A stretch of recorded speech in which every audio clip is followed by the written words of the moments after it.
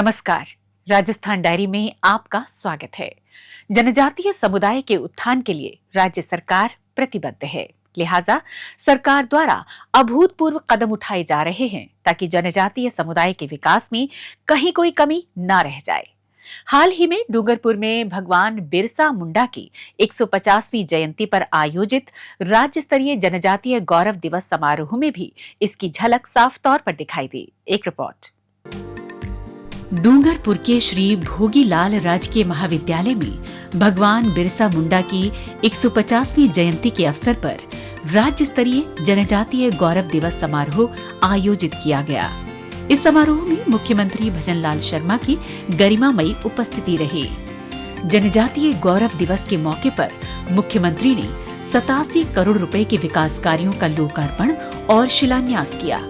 साथ ही उन्होंने 25 करोड़ रुपए की लागत से विभिन्न विद्यालयों और छात्रावासों में क्षमता वृद्धि एवं विभिन्न ग्राम पंचायतों में सौर ऊर्जा द्वारा संचालित सामुदायिक जलोत्थान सिंचाई योजना के कार्यों का लोकार्पण किया।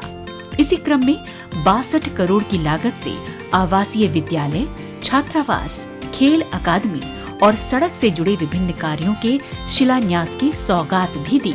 इसके साथ साथ मुख्यमंत्री ने कृषि एवं उद्यानिकी विभाग के 53,766 लाभार्थियों को फार्म पॉन्ड, डिग्गी, पाइपलाइन, तारबंदी, कृषि यंत्र, गोवर्धन उर्वरक योजना एवं विभिन्न खेती के कार्यों के लिए और कृषि की पढ़ाई कर रही छात्राओं को प्रोत्साहन राशि के रूप में 200 करोड़ रुपए की राशि डीबीटी की।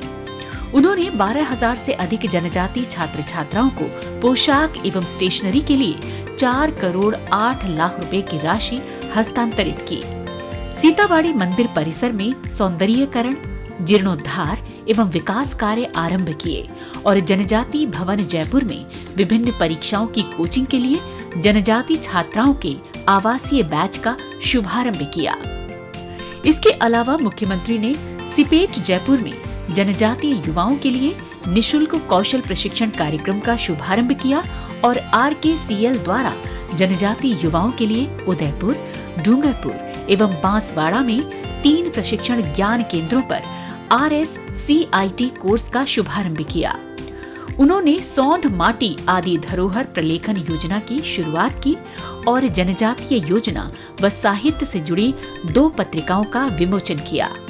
उन्होंने विभिन्न क्षेत्रों में उत्कृष्ट कार्यों के लिए जनजातीय गौरव सम्मान एवं शैक्षणिक उपलब्धियों के लिए युवाओं को जनजातीय प्रतिभा सम्मान भी प्रदान किया। गुजरात के डेडियापाड़ा में प्रधानमंत्री नरेंद्र मोदी की गरिमामयी उपस्थिति में आयोजित हुए जनजातीय गौरव दिवस कार्यक्रम में मुख्यमंत्री वीसी के माध्यम से जुड़े और प्रधानमंत्री के संबोधन को सुना। इस दौरान मुख्यमंत्री ने कहा कि राज्य सरकार जनजातीय समाज के विकास के लिए दृढ़ संकल्पित है। छात्रावासों में मैस भत्ता 2,500 से बढ़ाकर 3,250 रुपए प्रति माह, खेल अकादमियों में मैस भत्ता 2,600 से बढ़ाकर 4,000 रुपए प्रति माह किया गया है। साथ ही 232 नए माँ बाड़ी केंद्रों की स्थापना कर स्टाफ के मानदेय में 2 वर्षों में लगातार 10% की वार्षिक वृद्धि की गई है। 8,39,000 जनजाति किसानों को मुफ्त संकर मक्का बीज वितरित की गई है। मुख्यमंत्री ने कहा कि पिछले 2 वर्षों में जनजाति कृषकों को 2,36,000 मिनी किट वितरित किए गए हैं। प्रदेश के 9 जिलों में 530 वन धन विकास केंद्रों का गठन कर 1.5 लाख से अधिक महिलाओं को लाभान्वित किया जा रहा है। कौशल विकास प्रशिक्षण कार्यक्रम के तहत लगभग 5,000 जनजातीय युवाओं को प्रशिक्षण दिया गया है। इसी निरंतरता में मुख्यमंत्री ने जनजातीय गौरव एवं विकास आधारित प्रदर्शनी का अवलोकन किया और प्रतिभागियों का जमकर उत्साह बढ़ाया। उन्होंने ट्राइफेड, राजस व राजीविका द्वारा विभिन्न निर्मित उत्पादों एवं माणिक्य लाल वर्मा आदिम जाति शोध एवं प्रशिक्षण संस्थान द्वारा निर्मित कलाकृतियों की सराहना की। साथ ही उन्होंने विभिन्न विभागों के स्टॉल्स पर लाभार्थियों को चेक, ट्राईसाइकिल एवं स्कूटी का वितरण किया।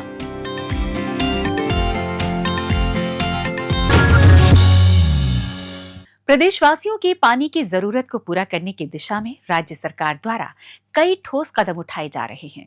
इसी के मद्देनजर मुख्यमंत्री की अध्यक्षता में जल संसाधन विभाग की समीक्षा बैठक का आयोजन किया गया। बैठक के दौरान पानी से जुड़ी विभिन्न परियोजनाओं को जल्द से जल्द पूरा करने और पानी की उपलब्धता को सुनिश्चित करने के लिए किन किन मुद्दों पर दिया गया जोर, आइए जानते हैं हमारी इस रिपोर्ट में।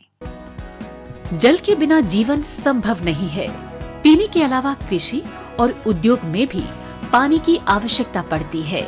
इसीलिए राज्य सरकार की कोशिशें निरंतर जारी हैं, जिससे प्रदेशवासियों को प्रचुर मात्रा में पानी मुहैया कराया जा सके। इसी के मद्देनजर मुख्यमंत्री भजनलाल शर्मा ने जयपुर स्थित मुख्यमंत्री कार्यालय में जल संसाधन विभाग, सिंचित क्षेत्रीय विकास विभाग एवं इंदिरा गांधी नहर विभाग की समीक्षा बैठक बुलाई। बैठक के दौरान मुख्यमंत्री ने कहा कि राज्य सरकार ने विगत 2 बजट में आमजन व किसानों के लिए पेयजल एवं सिंचाई की सुविधा सुनिश्चित करने के संबंध में महत्वपूर्ण सौगातें दी। उन्होंने इस संबंध में बजट घोषणाओं की प्रगति की जानकारी ली और अधिकारियों को कार्यों में गति लाने के निर्देश प्रदान किए। साथ ही मुख्यमंत्री ने कहा कि प्रदेश में आमजन व किसानों तक जल की उपलब्धता बढ़ाने के लिए राज्य सरकार पूर्ण प्रतिबद्धता से कार्य कर रही है। उन्होंने अधिकारियों को निर्देश दिए कि सभी पेयजल एवं सिंचाई संबंधी परियोजनाओं एवं विकास कार्यों को कार्य योजना के अनुरूप नियमित मॉनिटरिंग के माध्यम से पूर्ण करें। इसके साथ साथ मुख्यमंत्री ने कहा कि राम जल सेतु लिंक परियोजना के माध्यम से प्रदेश की बड़ी आबादी को निर्बाध जलापूर्ति सुनिश्चित होगी। इस परियोजना में चरणबद्ध रूप से होने वाले कार्यों को कार्य योजना के अनुरूप पूरा करने के लिए संबंधित अधिकारी पूर्ण जिम्मेदारी के साथ कार्य करें। बैठक के दौरान मुख्यमंत्री ने कहा कि सीकर, चूरू, झुंझुनू को यमुना जल उपलब्ध कराने के लिए राज्य सरकार निरंतर कार्य कर रही है। उन्होंने कहा कि इंदिरा गांधी नहर परियोजना के विभिन्न विकास कार्यों को समय सीमा में गुणवत्ता पूर्वक पूरा किया जाए। उन्होंने कहा कि गंग नहर निर्माण के दिसंबर माह में 100 वर्ष पूर्ण होने जा रहे हैं। इस उपलक्ष्य में इस नहर के अधिक विकास के लिए कार्य योजना बनाई जाए, जिससे इसका लाभ अधिक लोगों तक पहुंच सके। मुख्यमंत्री ने बैठक में देवास तृतीय एवं चतुर्थ परियोजना, अपर high level canal, Rajasthan water sector livelihood improvement project, बांध पुनर्वास एवं सुधार परियोजना, परवन वृहद बहुउद्देशीय सिंचाई परियोजना, काली तीर लिफ्ट परियोजना, धौलपुर लिफ्ट सिंचाई एवं पेयजल परियोजना और पंप भंडारण परियोजनाओं सहित विभिन्न परियोजनाओं की समीक्षा की। उन्होंने अधिकारियों को निर्देश दिए कि परियोजनाओं से जुड़ी वन एवं पर्यावरण से संबंधित स्वीकृति एवं अन्य जरूरी क्लियरेंस के कार्यों में तेजी लाई जाए।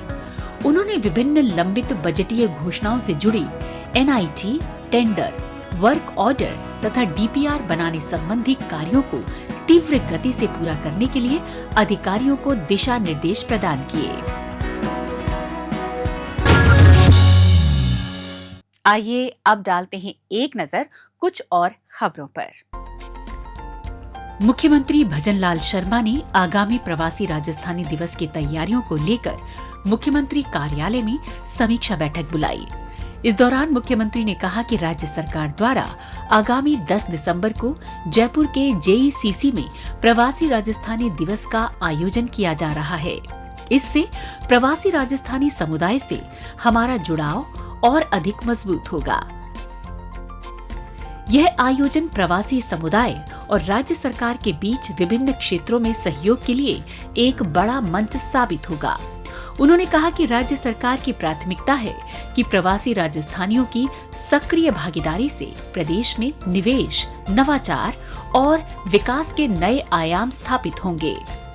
इसके साथ साथ मुख्यमंत्री ने कहा कि राज्य सरकार ने गत 2 साल में अनेक जनकल्याणकारी योजनाएं, कार्यक्रम तथा नवाचार किए हैं। ऐसे में इस आयोजन में राज्य सरकार की उपलब्धियों का व्यापक प्रचार प्रसार किया जाए, जिससे निवेशक राज्य में निवेश के लिए आकर्षित हो सकें। उन्होंने कहा कि आयोजन के सफल संचालन के लिए उद्योग विभाग द्वारा नियमित बैठकें कर कार्य प्रगति की मॉनिटरिंग की जाए तथा सभी संबंधित विभाग आपस में समन्वय बनाते हुए कार्य करें। इसके अतिरिक्त मुख्यमंत्री ने कहा कि एनआरआर दिवस के लिए विभिन्न सेक्टर्स के सेशंस में विशेषज्ञों को आमंत्रित किया जाएगा। साथ ही प्रवासी राजस्थानियों को भी इस दौरान उनके उल्लेखनीय कार्य के लिए सम्मानित किया जाएगा। उन्होंने प्रवासी राजस्थानी दिवस पर आयोजित होने वाले विभिन्न सेक्टोरल सेशन, प्रवासी राजस्थानी सम्मान अवार्ड, प्रचार प्रसार सहित विभिन्न गतिविधियों की विस्तृत समीक्षा की। साथ ही उन्होंने प्रवासियों के आगमन, स्वागत, ठहरने सहित विभिन्न व्यवस्थाओं की भी समीक्षा की।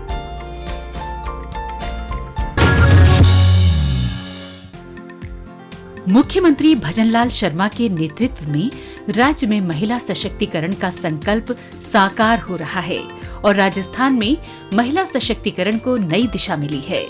सरकार के प्रयासों से प्रदेश की महिलाओं को सामाजिक, आर्थिक और शैक्षणिक रूप से सशक्त बनाने वाली विभिन्न योजनाओं और निर्णयों के माध्यम से उनका सर्वांगीण विकास सुनिश्चित हो रहा है। महिलाओं को आर्थिक रूप से सक्षम बनाने और उनमें उद्यमिता का विकास करने के लिए राज्य सरकार ने कई महत्वपूर्ण निर्णय लिए हैं। इसी का परिणाम है कि वर्तमान सरकार के कार्यकाल में राज्य की आधी आबादी आत्मनिर्भर बनकर जीवन व्यतीत कर रही है। मुख्यमंत्री नारी शक्ति उद्यम प्रोत्साहन योजना के तहत महिला उद्यमियों के 2273 आवेदन स्वीकृत करते हुए 199 करोड़ रुपए का ऋण दिया गया है। लखपति दीदी योजना के तहत 18,80,000 महिलाओं को प्रशिक्षण दिया गया है। ऐसी लगभग 11 लाख प्रशिक्षित महिलाएं अपनी आमदनी में वृद्धि कर लखपति दीदी बन चुकी हैं। महिला आजीविका संवर्धन के लिए 1,31,000 स्वयं सहायता समूहों को 648 करोड़ रुपए उपलब्ध कराए गए हैं। जनजाति समुदाय की महिलाओं के सशक्तिकरण की दिशा में विशेष प्रयास करते हुए 90 वन धन विकास केंद्र गठित किए गए हैं, जिनसे 15,878 जनजातीय महिलाएं लाभान्वित हुई हैं। सरकार द्वारा मुख्यमंत्री रसोई गैस सब्सिडी योजना के तहत गरीब परिवारों की महिलाओं को 450 रुपए में घरेलू गैस सिलेंडर उपलब्ध कराया जा रहा है। अब तक इस योजना में 558 करोड़ रुपए का अनुदान दिया जा चुका है। सरकार के ये सभी कदम महिलाओं के जीवन में आमूल-चूल बदलाव का आधार बन रहे हैं और राजस्थान की पहचान एक ऐसे राज्य के रूप में बनी है जहां महिलाओं के लिए गरिमापूर्ण जीवन और समान अवसर सुनिश्चित हो रहे हैं।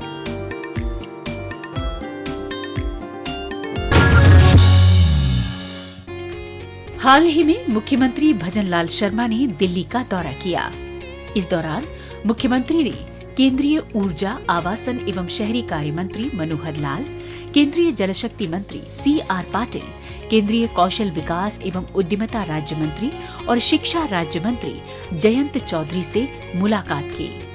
इस दौरान मुख्यमंत्री ने प्रदेश के विकास को नए आयाम देने की दिशा में शहरी विकास, ऊर्जा, जल परियोजनाओं एवं कौशल विकास से जुड़े विषयों पर विस्तृत चर्चा की। राजस्थान डायरी में आज बस इतना ही। अगले हफ्ते राज्य की नई नई गतिविधियों की जानकारी के साथ हम फिर होंगे हाजिर। तब तक के लिए दीजिए इजाजत। नमस्कार।